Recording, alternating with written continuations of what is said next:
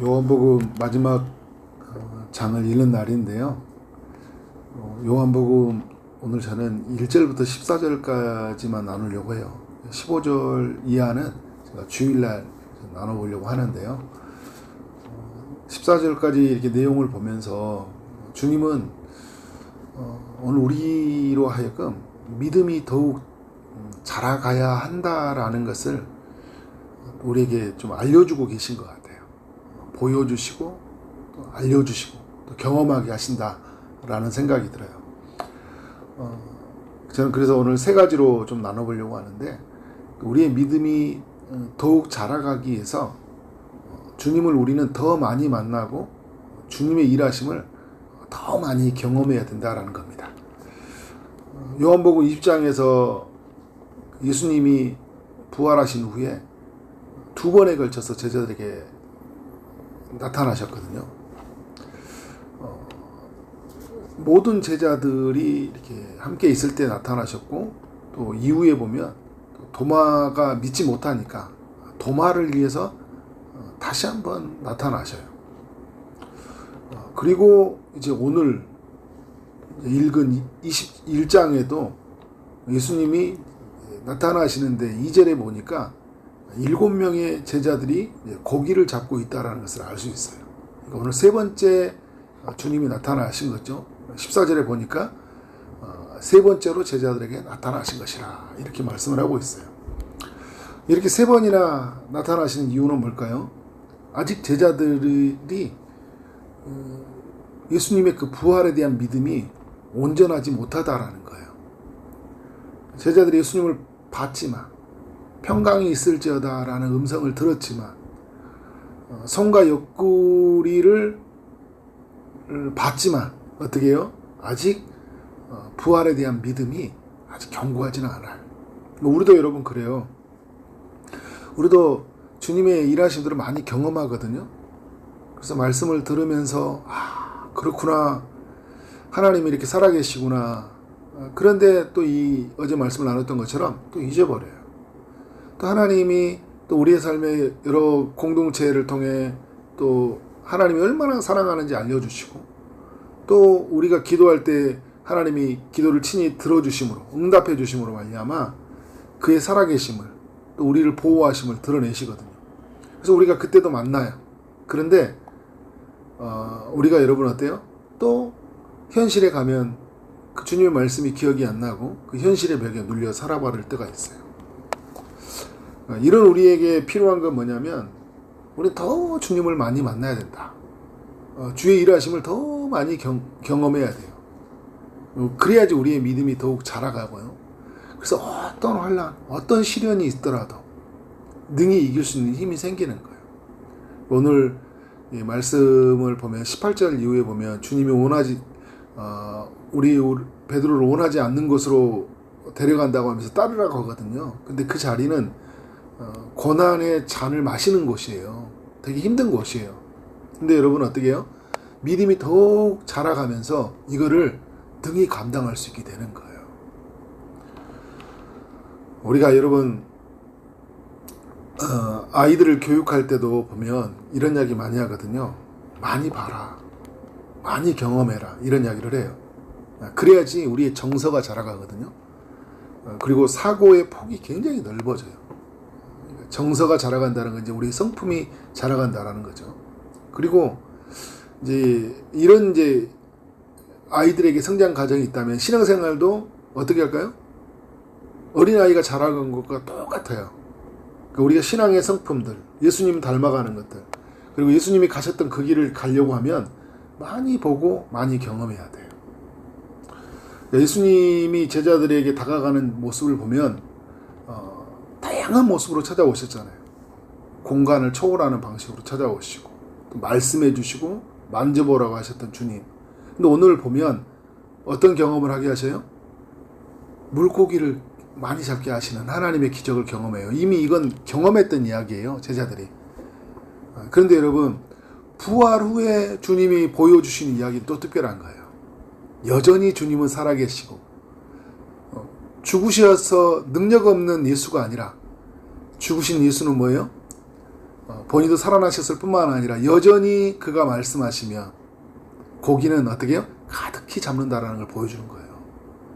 부활 전과 부활 이후의 예수님은 동일하다. 그러나 또 부활하신 모습은 또 다른 모습들, 그 다양성들, 그러면서 통일성들, 이런 모습들을 보여주고 있는 거죠. 여러분, 우리 주님이 여전히 능력이 많으시다라는 것들을, 어떤 상황, 어떤 사람들을 만날지라도 하나님은 일하신다라는 것들을 우리가 많이 경험해야 돼요. 다양한 방식으로. 그런 의미에서 여러분, 우리가 교회에서 보면 사역들 있잖아요. 다양한 사역에 많이 참여해 보는 거예요. 예배도, 공동체 모임도, 그리고 공동체 여러 가지 봉사도 참여해 보는 거예요. 우리 내년에 시작되어지는 그런 제자 훈련, 제주 선교 막 이런 것들이 있잖아요.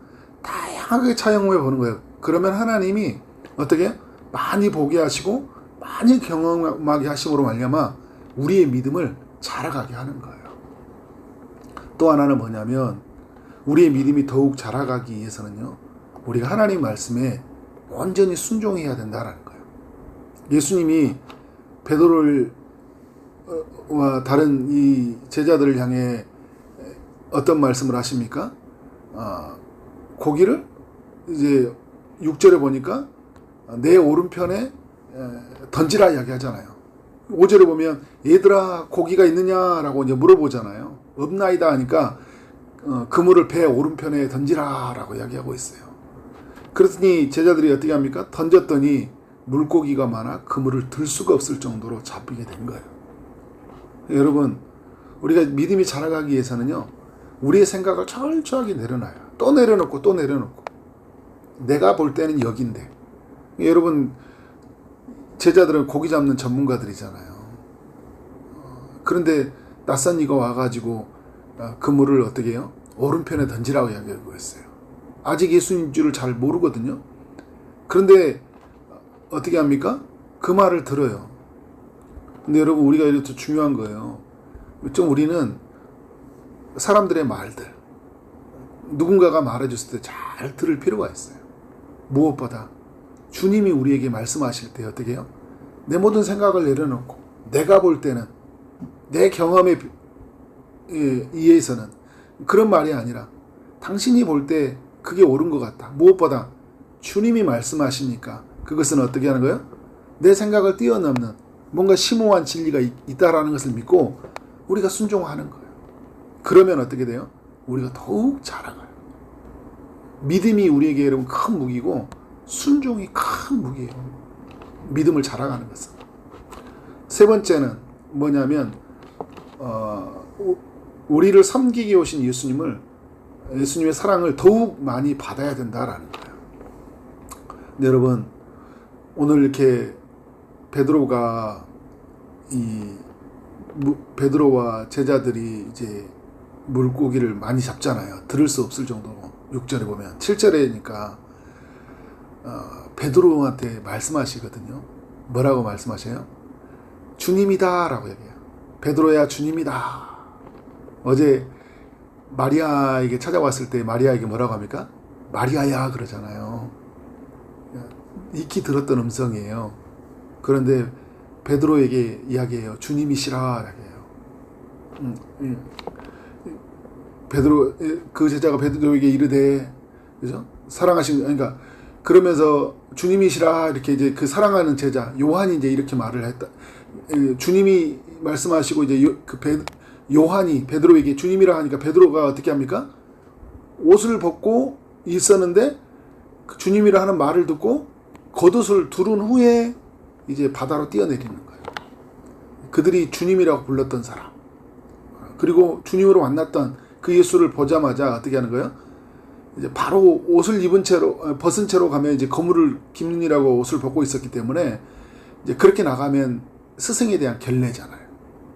그리고 부활하신 주님에 대한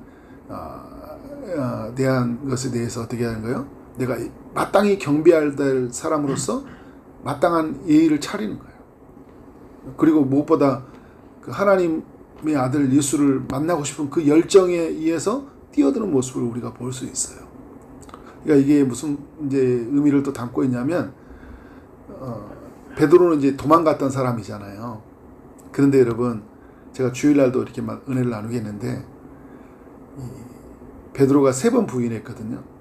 그런데 주님이 오늘 3번 찾아오신 거예요. 3번 찾아오신 날 어떻게 하는 거예요? 주님이다라는 음성을 듣고 주님에게 달려가는 거예요. 베드로의 마음에 회복이 일어나고 있다라는 거예요. 주님과의 그 멀어졌던, 배반하고 도망가고 실패했던 이 베드로의 삶에 회복이 일어난 거예요. 그런데 여러분, 아직도 베드로는요, 이런 회복이 있고 다시 이전에 베드로처럼 열정이 있는 베드로, 하나님을 위해서 충성스럽게 살아가는 베드로의 모습이 드러나는데, 아직도 여러분 베드로는 남는 게 있어요. 그건 뭐냐면 주님의 섬김을 받는 거예요. 주님이 사랑해서 찾아오셨거든요. 그런데 여전히 주님이 사랑하시다는 것을 드러내시는 거예요. 어떻게 하고 계십니까? 육지 숯불을 구워 있고 거기에 이제 생선도 놓여 있고 떡도 있어요. 그리고 이제 제자들과 더 많이 풍성하게 먹게 하기 위해서 그 잡았던 생선들을 가져오라고 주님 말씀하셔요. 그리고 여러분, 생선을 구워가지고 어떻게 합니까? 13절에 보니까 떡을 가져다가 그들에게 주시고 생선도 그와 같이 하시니라, 이렇게 이야기하고 있어요. 여러분, 뭘 말합니까? 우리는 주님의 섬김, 주님의 사랑을 더욱 많이 받아야 된다는 거예요. 그러니까 15절 이후에 베드로가 사명을 받는 이야기예요. 내 양을 먹이라. 그러니까 주님은 우리에게 일하시기 전에요, 주님이 먼저 우리에게 일하셔요. 주님은 우리로 하여금 양을 돌보라고 말씀하시기 전에요, 우리가 주님에게 양이잖아요. 주님은 우리에게, 주님이 친히 우리를 돌보시는 거예요. 우리를 써먹고 버리시는 게 아니에요. 먼저 먹이시잖아요. 주님이 생선을 먹이셨던 것처럼 오늘 우리에게 뭐예요? 제자들에게 말씀을 먹이고 사랑을 먹이는 삶으로 내 양을 먹이라 이야기를 하는데, 근데 중요한 건 뭐냐? 우리가 무엇인가 하기 전에 우리가 주님의 큰 사랑, 큰 섬김을 베푸신다는 거예요. 제가 몇 달 전에 그런 말씀 나눴잖아요. 마리아의 집에 찾아왔을 때, 예수님이 그 마리아와 마르다의 집에 찾아왔을 때 주님은 섬기기에 오셨다. 말씀으로 섬기기에 오셨거든요. 오늘은 뭘로 섬기는 거예요? 생선을 구워주심으로, 떡을 먹여주심으로 섬겨주시는 거예요. 이 섬김은 지금도 계속돼요. 주님이 우리에게 계속 말씀으로 먹여주시잖아요. 그의 살을 떼서 그를 피를 흘려주심으로 우리에게 계속 먹여주시는 거예요. 그 섬김은 지금도 계속된다. 그런데 여러분, 그러면서 우리는요, 주님의 섬김과 사랑을 받으면서 뭐가 자라가는지 아세요? 믿음이 자라가는 거예요. 아이가 여러분 분유만 먹고 자라가는 게 아니에요. 음식만 먹고 자라가는 게 아니에요. 뭘로 자라갑니까? 부모의 사랑을 먹고 자라가는 거예요. 아이는요. 오늘 여러분, 우리는 믿음은요, 주님의 사랑을 받으면서 자라가는 거예요. 그런 은혜가 우리 모두에게 있기를 원합니다. 더욱 우리는 자라가야 됩니다. 그래서 부활하신 주님을 우리는 온전히 경배하는 사람으로, 그리고 그분을 증거하는 삶으로, 어디든지 누구든지 주님을 전하는 길이라면 갈 수 있는 그런 믿음의 분량까지 우리는 자라가야 돼요.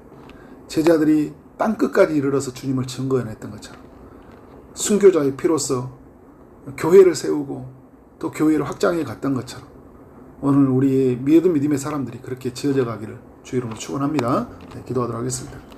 하나님 감사합니다. 요한복음 21장으로 우리 모두에게 교훈하여 주시니 감사합니다. 우리의 믿음이 더욱 자라가기를 원합니다. 주님을 더욱 많이 만나고 주의 일하심을 더욱 많이 경험하는 삶이 되게 하여 주시고, 우리의 모든 생각을 내려놓고 주의 말씀에 온전히 순종하는 자들 되게 하여 주옵소서. 우리가 주님 만남으로 뛰어가고 다시 충성된 삶으로 베드로와 같이 열정이 있는 것 같지만 또다시 무너질 수 있는 우리의 연약함이 있습니다. 우리를 섬기기에 오신 주님의 사랑을 더 많이 받음으로, 누림으로 우리의 믿음이 자라가게 하시고, 이제 이전과 같이 무너지는 삶이 아니라 정말 하나님 앞에서 견고하게 우리 믿음이 서서 어떤 상황, 어떤 순간이 만날지라도 정말 하나님을 향한 믿음을 잃지 아니하고 주의 사명을 온전히 감당하는 삶이 되게 하여 주옵소서. 주님께서 이 연말에 크고도 놀라운 은혜로 채우실 줄 믿사옵고 예수 그리스도 이름으로 기도를 쌓옵나이다. 아멘.